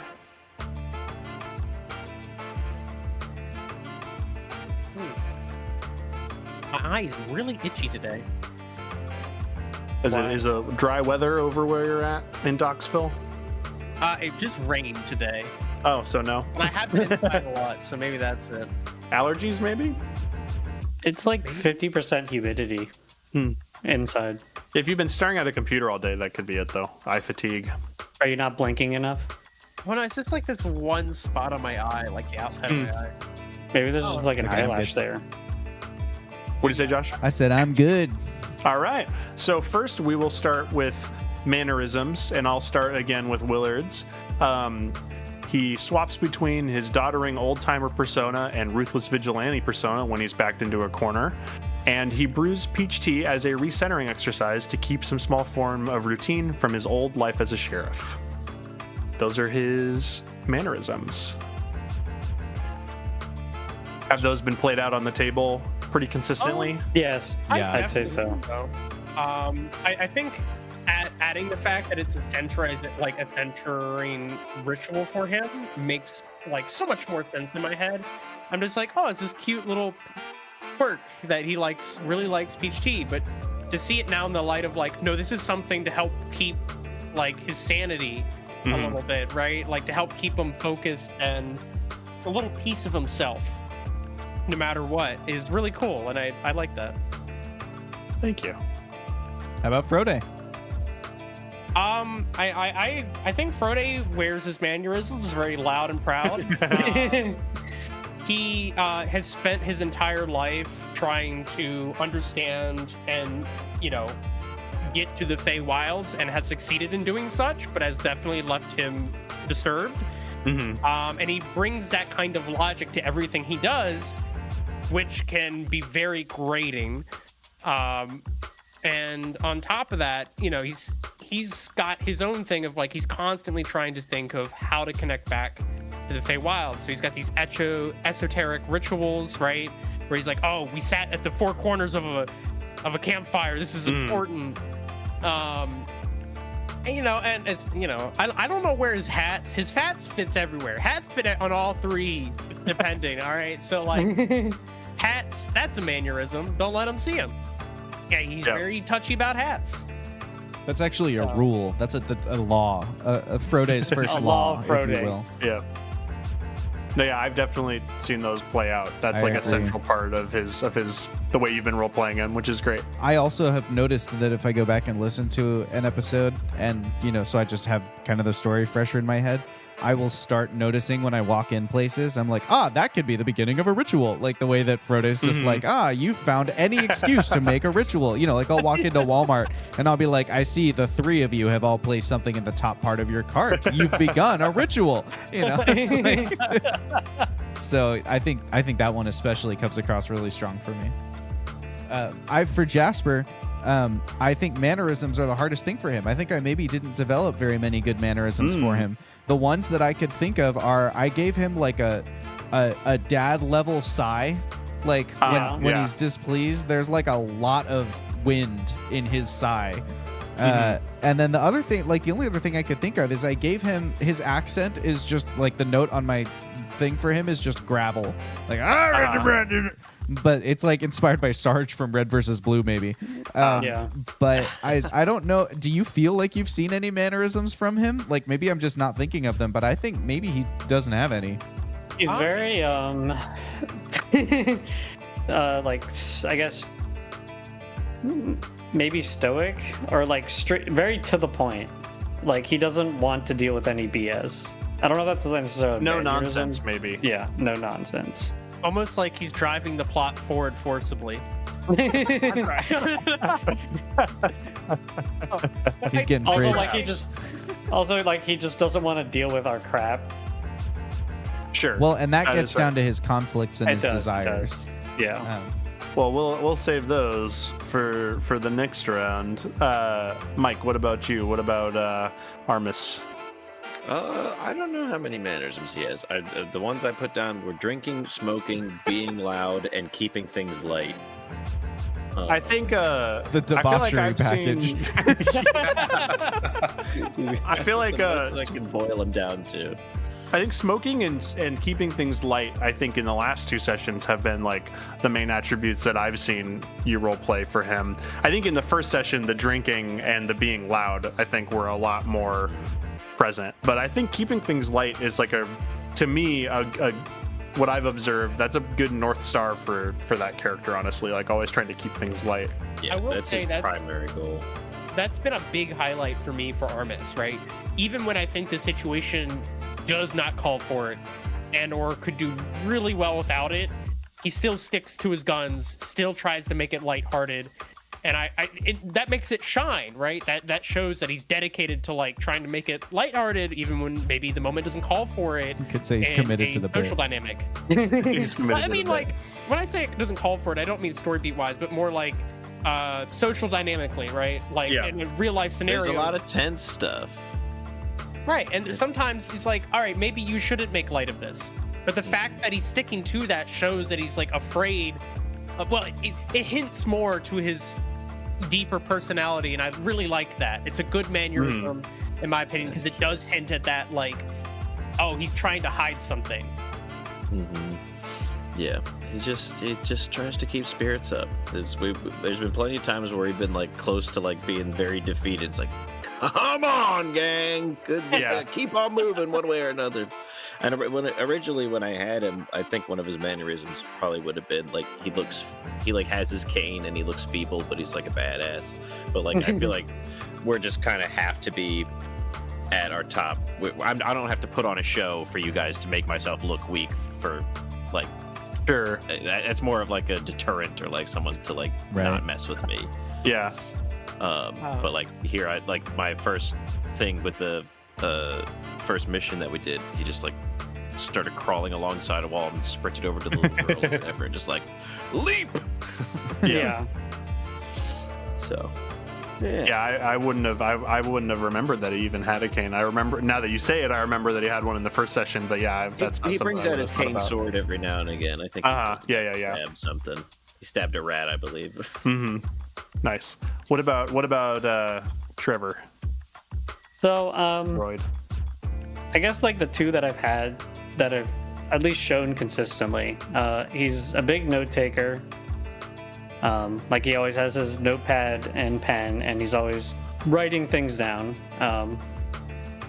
And then he uses or drinks to just like at the end of each day, you know, he's always drinking, but not to the point where he cannot complete, you know, the exercises for the next day. Take the edge off. Yeah. Like he's still very professional about his job, so he's not gonna like drink on the job, but he will use it to wind down.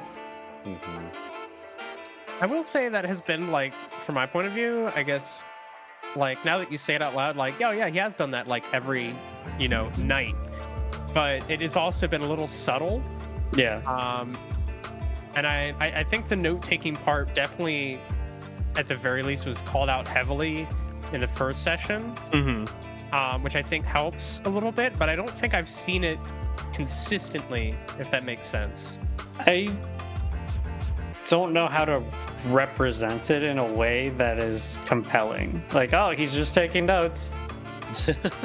Sure. I feel like we also haven't had too many times where he's able to just kind of sit down and analyze. Yeah. We've been very active since that first meeting. I think there can be moments where mannerisms add to a scene as background noise. So like you were saying, you don't know how to bring it up. There could be moments where, for example, when they're all in the water and he can't go in the water and there's not a whole lot he can do, there could be a very funny moment in there where, you know, Mike's character Armis figures out that he can pull webs out of his navel, and you could have just interjected something like DeVroid furiously taking notes, you know, or doing an anatomical sketch or something, where like the mannerism, it isn't really about DeVroid at that moment. It's building that bridge and kind of highlighting or spotlighting that Armis has done something new and cool, but it's a way to tie in his mannerism to the scene. I wonder if there are other moments like that, because like note taking especially is something that, I mean, if you haven't talked in 5 minutes, you could be like, yeah, whatever he's doing, whatever's happening, I'm obviously taking notes on it, you know. And so there's some openings there to just bring it up in passing. I think that I like what Josh went into a little bit there too, where you're describing what he's taking notes on or drawing or whatever. Yeah. I think that adds a whole extra dimension of personality to DeVroid without him saying anything. Where it's like, okay, DeVroid, yes, DeVroid is taking notes. You know, it's like, what's DeVroid doing in the scene? DeVroid's taking notes, and in fact, here's a bit of what he's written. You know, and because the way he writes and what he writes, I feel like could tell a ton about the way he thinks and the way he's reacting to the scene, even though he's not opening up to the other characters, if that makes sense. And what he considers noteworthy will tell us a bunch about him. which could be a good way to kind of bring in your conflicts or your desires. Yeah. That makes sense. But yeah, he's a subtle guy, but I think there's ways to for us to get to know him. I think that's like just my hardest challenge in general, where I have a very clear idea for a character, like I know all of this stuff about him. It's just bringing it into the role play part of it and finding the moments for it. Yeah, perhaps. Yeah, that's the totally disconnect fair for me. I think it's like it. For me, it's like it's a lot about I think the term in like acting is active listening.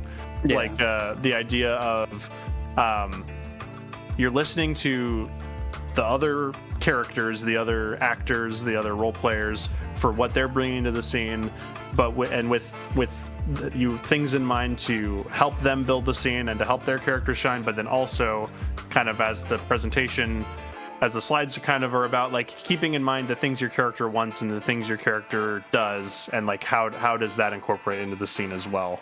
It's like it's a lot to have in your head, especially I get caught up in what other people are doing, and I'm just that's fair. Yeah, it's how it's can a you lot. not want to listen to Frode negotiate for circus tickets? So It's that's actually fun. a great one that you brought up, because Mike did the thing that Jake was just talking about, where Mike was listening to a scene playing out and he didn't cut the scene off. He said, how can Armis contribute to what Frode is on about right now? And so he was like, all right, well, I guess I'm going to stumble down there and, get involved, because we were at kind of a scenic deadlock where it was like, we can keep doing the bit and it can keep being funny, but we're not going to move the story forward. But Mike found a way to, like, just by how can I add to what Frode's experience is, it kind of naturally moved the story along. And so keeping in mind these three things that Jake is teaching us, instead of thinking about, for example, what am I going to say next? If you're just keeping one line in your head, then the scene ends when you've delivered the line. But if you have a desire in your head, then you can keep going with dialogue or whatever your input. That's something that I think that's 100% true, is like having these bigger ideas helps you role play throughout the session instead of just thinking, what's this line I'm gonna say? The way that I try to think of it is like, if you have a thought on something that would add to the scene and like bring your character either into a scene or even spotlight someone else's character that you want to add, it's like hold on to the spirit of that, but hold on to it loosely, because sometimes other people are going to take the scene in a different direction, or Josh is going to move on from the scene. So it's like the spirit of that. So like there's been a few times where I'm like, oh, if it cuts back to Willard and DeVroid, I have things that I want Willard to ask DeVroid, and I think that'll be an interesting conversation. But if it never cuts back to Willard and DeVroid, that's okay. I can maybe bring the spirit of those things that I wanted to ask, or like the type of scene that I wanted to bring, or like that I thought would add to the story, can kind of hold on to that loosely through the rest of the session to see if there's more opportunities for that to come up, but only if it feels like it's going to add. If that makes sense. I've definitely think that Willard and DeVroid just need to have that heart-to-heart, and I think it'll really open up his character, or at least for sure. To. Yeah, I think that would be a good opportunity for sure. I made a note when you were teaching us about mannerisms, Jake, that I noticed on the Gandalf page, one of the cool things about them is that they had situational triggers. Like Gandalf smokes profusely when he's really overwhelmed by a problem. And that kind of thing. And that's another way that you might be able to try and add this element into your role playing, is it might be hard to keep all of these things in your mind all the time. But if you're just like, well, I know that this comes out in a certain kind of situation, then you can just like, oh, we're in that kind of situation. Let me quick check what my mannerism is for this. Like the and maybe that can help drinking too. is very situational for him. Yeah, that's a good example. For sure. So now if we want to move on to desires, Willard's desires are to stop enough criminals, or in a wider sense, do enough good to atone for his wrong in Tumbleweb. Stopping criminals is kind of the main way he knows how to do good, because he used to be a sheriff. And to learn how to forgive himself for this unknown bad thing he did. So those are his two main desires in this story. Okay. I think go ahead. Sorry. Why don't we go start with Trevor? He's the other end of the line, and then we'll just go the other Sure. direction for this group. So for Deroid's desires, I think he feels like that the bad thing he did isn't his fault, and he feels like he was just put in a really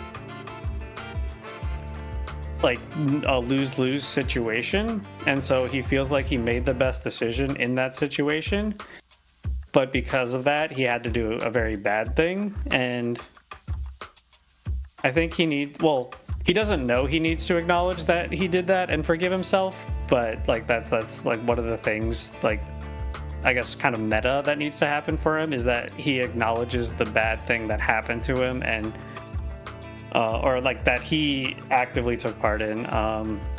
But like character wise, his desire is to get the clean slate that's being offered and improve his situation with the police force in Gaim, where he's either like advanced to a lower ring where there is like less corruption and less back alley sort of style dealings with the cops, or he gets his own like private investigator business and he doesn't have to answer to anyone.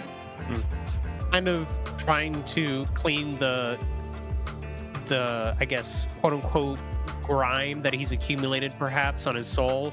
Yeah. To like reclaim some of the former what he feels glory. Yeah, and he has like a strong sense of justice, but he was put into a situation where that had to be compromised, and so Trying to recover from that perhaps. yeah. Okay. Interesting. I think that's interesting because it's a complex character, but like balancing the meta of like how you want him to develop, but also the things that he wants is like definitely difficult. Yeah. Because on one hand, you want the character to make decisions that make sense for them, but then they need to be put in a position on a meta level to like have to make that change in themselves. And I think that's where like other characters will pressure him or push him into an uncomfortable spot that he has to face. Okay. Like if someone's talking to you and they start asking you questions about this sort of thing, you can't just like, I mean, you could just run away, but like, okay. Like that's where I think a lot of his development will happen, is when he finally begins opening up. He has to because he hasn't like talked to anyone about this, like because of the things he's done, he's sort of been isolated and separated from any semblance of support group. So he's very much like, he doesn't have close friends, he doesn't have family, so there isn't anyone for him to come to. So what you're saying is like in terms of like the layups and spikes, like the layup he needs basically is someone to ask. I think he needs to develop a bond with someone. I don't think like the first conversation is gonna be like, yes, he's completely fixed. But I think he needs to feel comfortable enough to begin sharing with people, because he hasn't had like people in his life to, I guess like, yeah. To me, that presents a really interesting opportunity, because hearing you describe Deroid's, you went into his desires and his conflicts a little bit. Yeah. Very They're similar linked together. They're linked together, and they're very similar to Willard's. Both like law enforcement who made either a mistake or a decision that really cost them either their soul or their job or both. And both need to like reconcile with that and decide what to do next. I wonder if future conversations between those two characters could lead to them developing in a similar way together, which I think could be really interesting. Yeah. Going on a similar journey. And then there's a secret desire that I don't want to share anything about, but it is written down. Okay, nice. That's good. How about Mike? Armis. I think Armis's main desires is to he wants to make sure his family is staying safe and secure in their station. And he wants to be able to get through this mission to be able to ensure that, because they're partially being used as leverage over him right now. Oh. Dun dun dun. Dun dun dun. The secret come out. A tiny secret. Does Armis Thrupp is gay? Yes. The news come out. Okay, so for Jasper, for his desire is more like the D&D understanding of an ideal, because his whole thing is like honor and being honorable and serving with honor. So like his desire is to serve honorably and be seen as a person of honor, and that's kind of his guiding, his North Star thing. On a smaller level, like because he has this obligation to the crown, he has this desire to see this team succeed.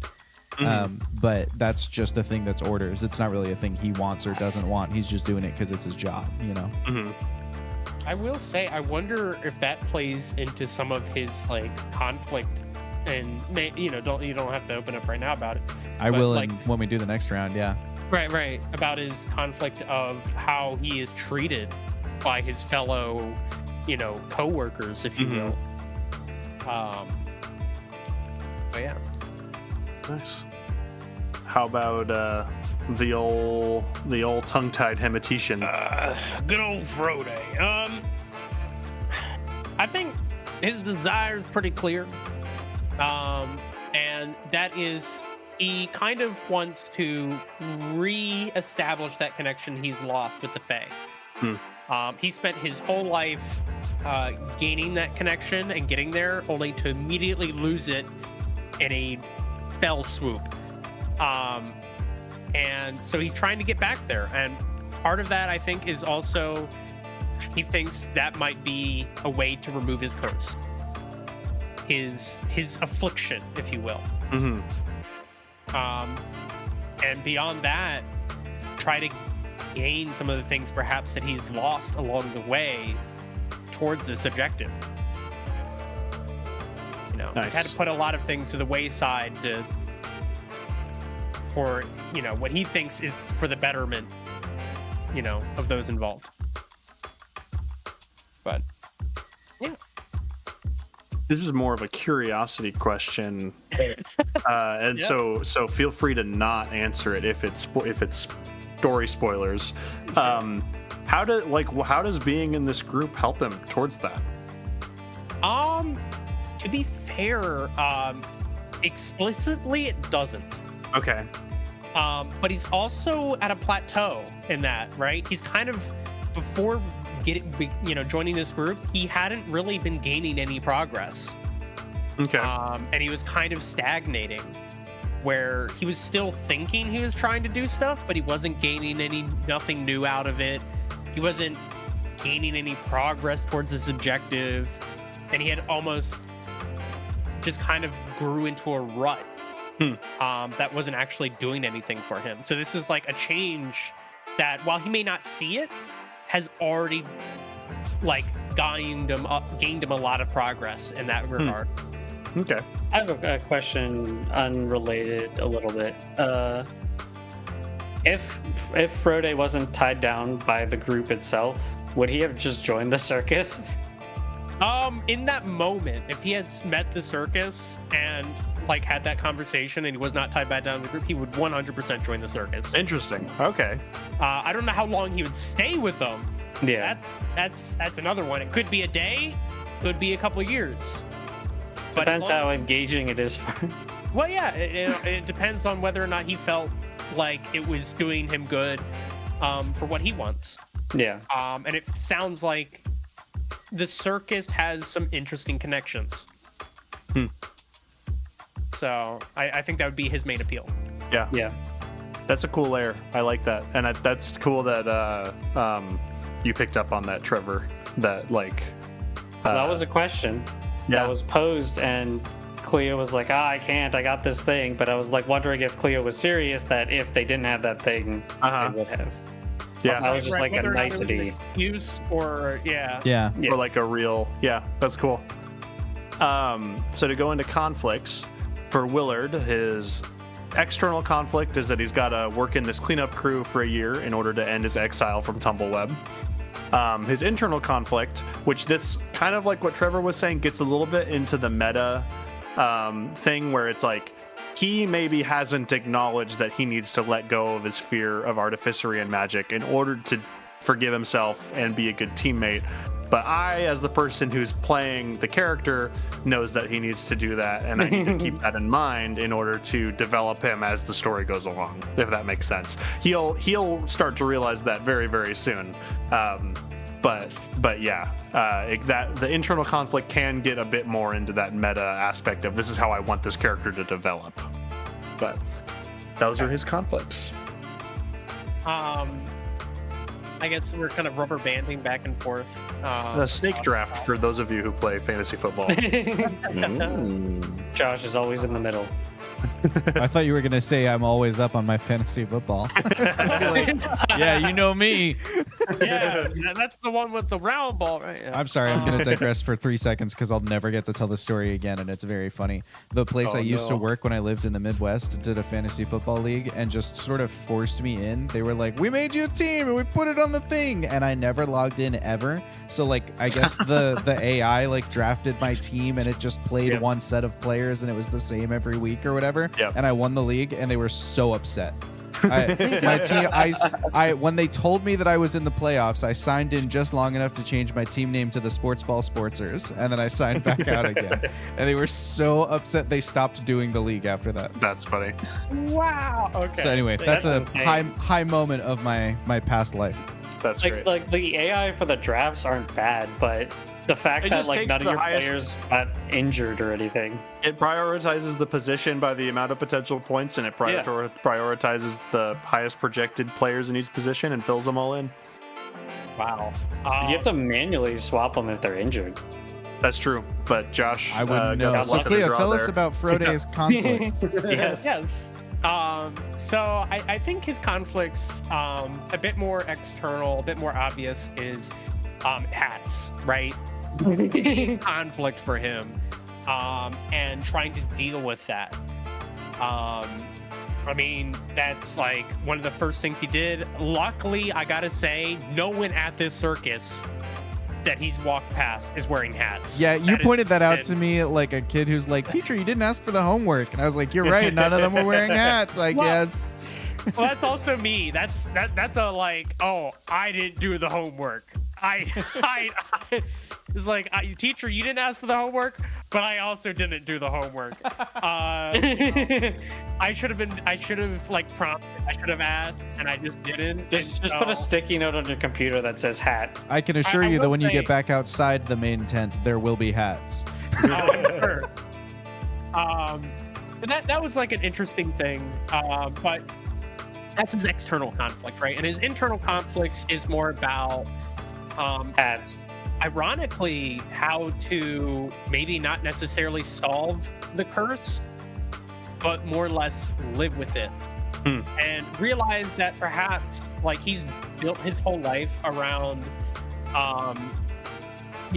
working with the Fae and trying to get closer to them. He's a Faeaboo, right? But he needs to like touch grass. Like all kind of Faeaboos. analogy. Yeah.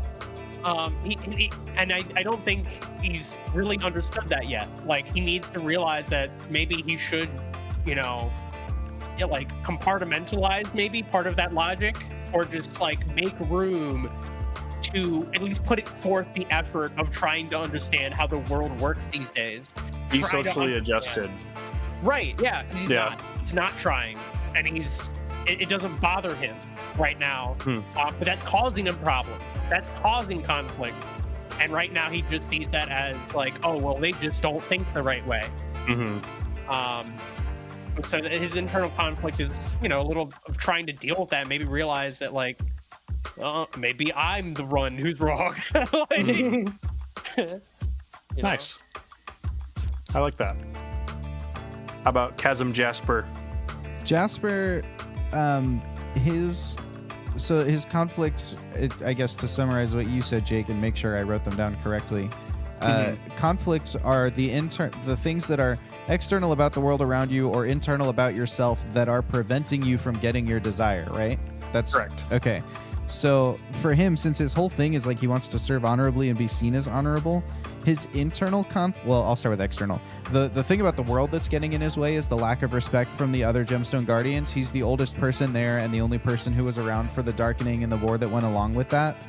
And so the lack of respect from all these like younger, fitter, newer knights means that he gets passed up on for opportunities because there's always someone in better shape who's got a louder voice at the table who's going to go and do that thing. And so he doesn't have the chance to serve honorably.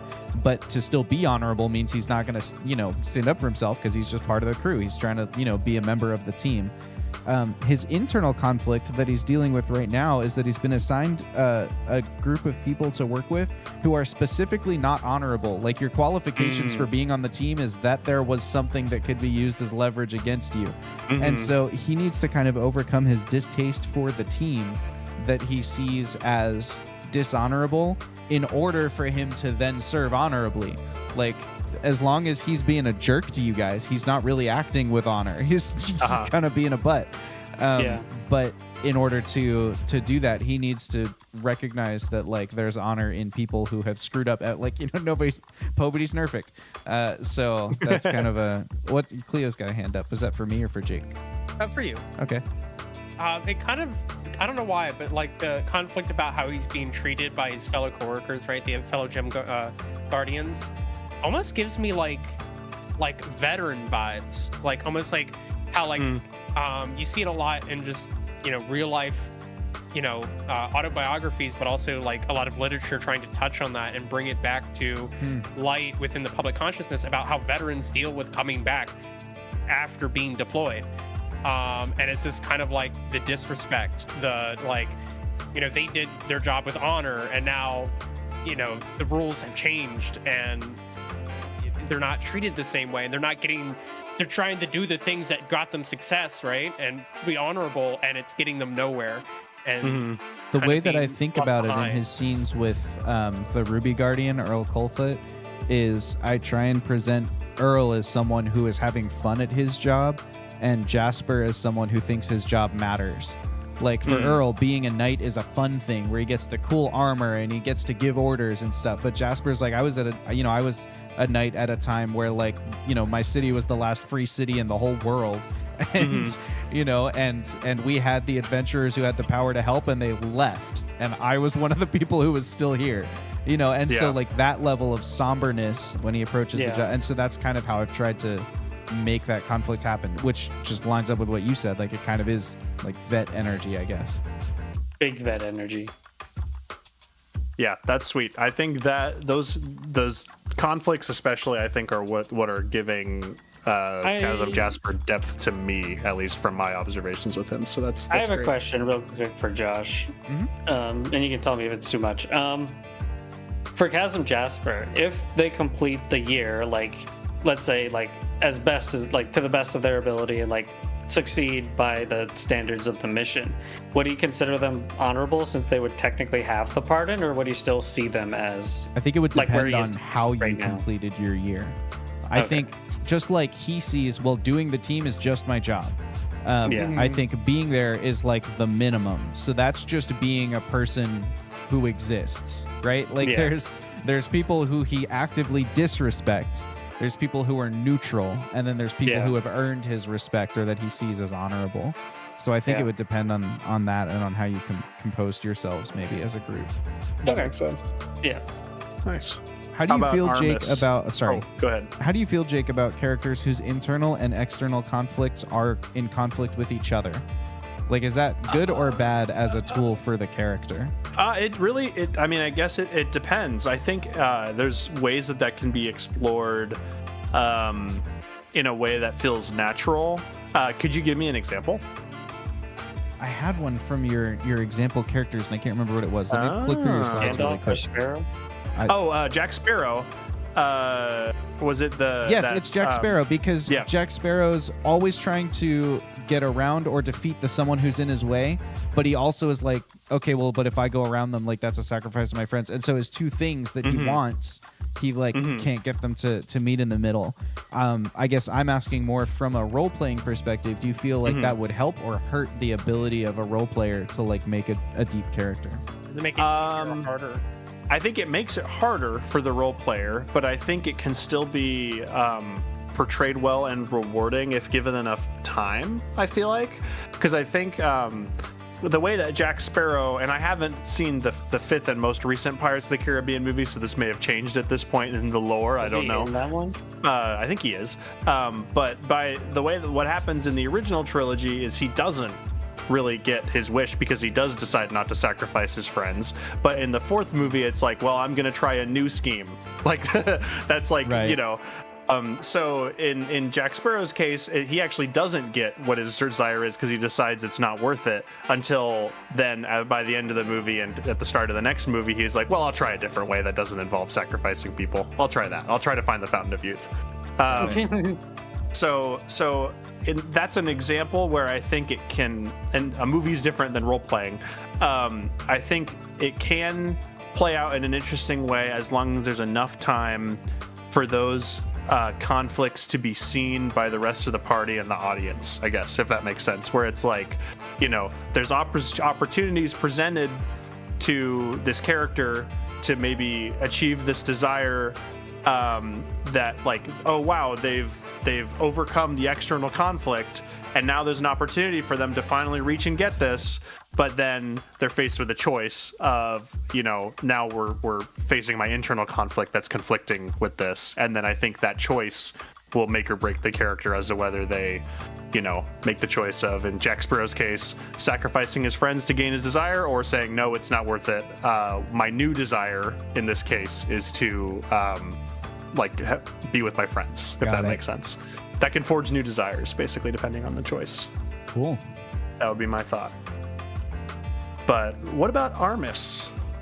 Hello. For his conflicts, again, with him, his desires to be to make sure his family's okay and get through this, to ensure that I think and he also, part of his, I'm so sorry, I'm running out of steam. You're good. We're almost done. He wants to be someone that's like worth of seeing them again, because he fucked up big time, and like to be able to like go back into that circle is something very desirable to him. But I think an internal conflict for that is he's always kind of been a con man, and it's very hard for him to be genuine and not wear a mask. And I think that part of him like constantly trying to keep levity and stuff is a part of him being his like ex-noble self, diplomat, and just trying to be the people pleaser, and like he doesn't fully know how to just be a person. And he wants Jasper to say, I'm proud of you, Armis. Yeah. Just wants some recognition, someone to see him as a person. But I think the only external that I can really think of is he's currently exiled from where his family is. So it's hard to get back to see them. There's a lot of people with murders in their past and people exiled from places they're from. We're not the best bunch. Yeah. You're very controllable. Yeah, exactly. That I like the what you were talking about as far as, and this is my own words, so correct me if this is a wrong interpretation. Sounds like one of his major internal conflicts is that he doesn't know how to be authentic with people. And then, you know, the gateway to him maybe being that person that he would feel good about seeing his family again, like he's earned it, would be he's able to be a genuine person around people. Yeah. That's cool. I like that. That's awesome. Yeah. Thank you. I can definitely see that. How about Devroid? I guess the external conflict would be his current like boss and place of employment is the biggest one.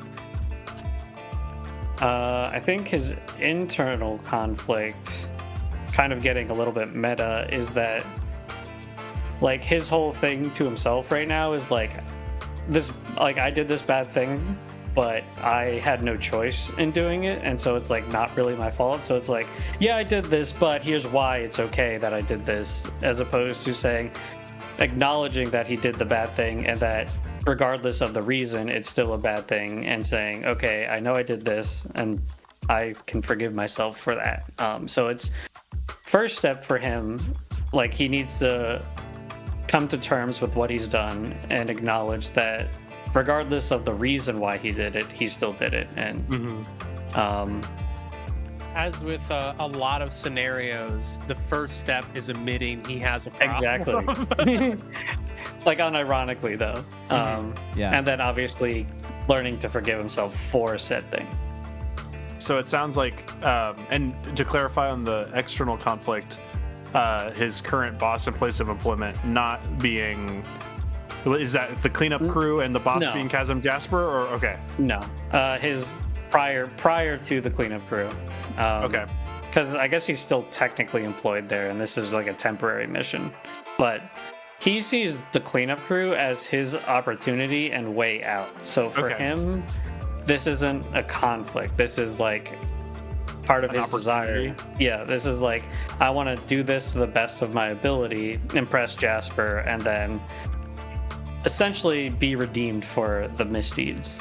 Gotcha. So the internal conflict sounds like he needs to be honest with himself. That's like, he needs to face the truth. Okay, nice. He needs to acknowledge the truth as for what it is and not make excuses about why it was okay for him to do it. Nice. Good. Well, if we're hitting around the wrap-up time, Josh, if you want to hit the next slide. There you go, you did. Just some final notes from the things that I have said. These are just building blocks. They're just a framework that helped me, and I hope that they can help you as well. Tabletop RPGs are inherently built on improv, so these are obviously not hard and fast rules. Sometimes it makes a better story to pivot some of these attributes mid-campaign, especially if it's causing friction to the overall party's story. But that shouldn't be like a first resort thing that you do. That should be like I've been trying to work this into gameplay for a long time. It's just not working. How can I pivot to make this work? Or what would make sense for my character going forward in a way that will gel more with this story? Not just like in 2 sessions, I haven't figured out a way to like build this into what's happening, so I'm going to give up on it. That's not what I'm saying. But if you have strategies that help guide your role-playing decisions, please share them if you want. Anything that I've talked about that has brought up anything that's helpful to you or that you guys often use while role-playing, I would love to hear. I think to keep mine short and sweet, I like the idea of like constantly trying to stick to an ideal and keep it in mind, right? Whenever team's playing. Like I am, as Josh said, looking for rituals for Frode to point out. I'm looking for moments to kind of accentuate any kind of moments of conflict and such. Maybe I peaked when I did the whole golden fireplace bit, but moments like that, just trying to like keep an ideal and moments of character that you know are going to have to work towards, and then 5 moments to fit those in the narrative. I don't know. Yeah, totally. I mean, like physical objects or props can really help. Like when I, like after I think this first or second session of Devoid, I like went out and bought a little notepad, which nice. Just a little something, and I think that can help you connect to a character. I've been drinking peach tea during our sessions. I got a bunch of peach tea Snapple. My cup is empty now, but that's what I was drinking earlier. So that's been my physical prop. Wow, that's a good idea. I never thought of that. A physical prop or peach tea? No, just physical prop. Cleo has never considered the idea of peach tea. What? No. Crazy. What about you, Mike? Any strategies that help guide your role-playing decisions? Just whatever feels right. I don't know. It's so strange because again, I do a lot more just straightforward improv, and so it's very new to me to have to inhabit a character for so long. I'm used to. There's plenty of times I think. Cleo, when you were talking about you forgot like all the stuff that you said about the fireplace. It's like any time I walk off a stage after doing a scene, I have such a difficult time saying what the heck I just did. I don't really know why I got there. How it's purely feeling based for me. So sadly, I don't have too many tips, but it's just like whatever feels like the scene needs to move forward. You're as good as Mike. Just let it flow, you know? That's what I was going to say is Mike is unfortunately so good at this, I guess, that it's like just instincts for him. It's like, I just Can't felt explain right. it. No. Yeah. I'm trying to think if there's any strategies that I use that are worth sharing, but Jake covered such a good core set of role-playing decisions. I think the only thing that I do that maybe we haven't really talked about, like that I do consistently, is I think that I also look for bridges between my character and every other character in a scene. And that can be a challenge because then it's like now I'm not just juggling these 4 things for my character, I'm juggling the 4 things for every character. But usually other people will remind you of them if they're role-playing accurately who their character is. And I'm trying to think of an example of when I've done it in the most recent session, but it's getting late and I might not be able to. That's all right. But like okay, so we were at the when Frode goes down to the circus guys, the travelers in the evening, and he's talking and he's looking for something to smoke and he gets sidetracked. He said, Frode said, you know, what about that other grass over there?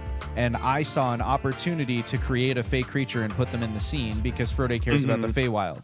And so that unicorn came into being because it was much more interesting for Frode to get to have a conversation with someone who tends a fey creature than it is for Frode to be like, I don't know, I found the good drugs, you know, like and it could have gone either way. It would have been an accurate scene, but it was an opportunity for me to be like, what's Frode looking for? And then kind of give it to him.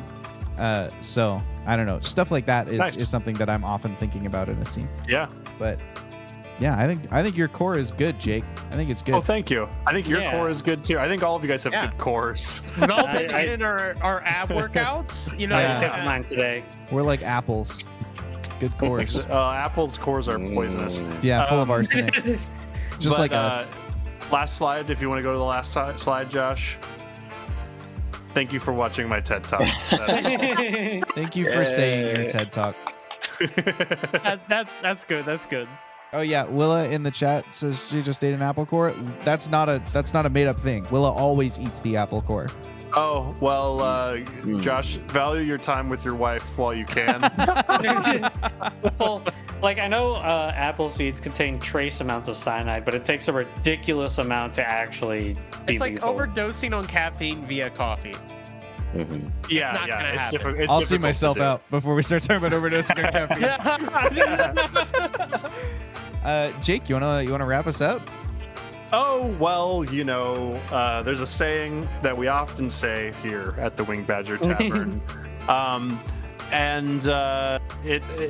unabbreviated version is good game and good night. And don't you forget about jury nullification. Don't forget about it. All right, bye. We'll be back.